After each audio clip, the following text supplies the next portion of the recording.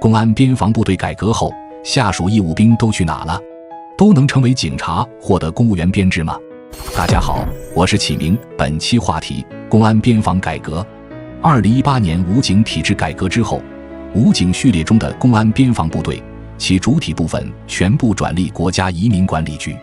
旗下隶属的全国30多个公安边防总队也都整体或主体转隶国家移民局，并改编为相应的出入境边防检查总站，主要负责边境口岸的监管和出入境管理工作。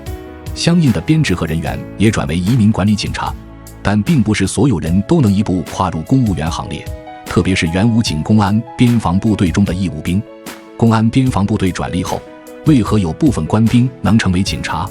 在改革之前，公安边防部队原本就一直是归公安部直接领导并管辖指挥的3大公安现役部队，其余2支分别为公安消防部队和公安警卫部队。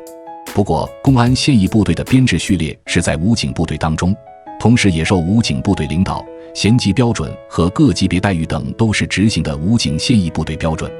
因而在转隶后就存在一个编制转改的问题。而国家移民管理局是归属在公安部之下直接单独管辖的，因而理论上公安边防部队官兵转为警察总体上是合理的，只不过要看级别和个人具体能力。公安边防部队转隶是只有军官才能成为警察吗？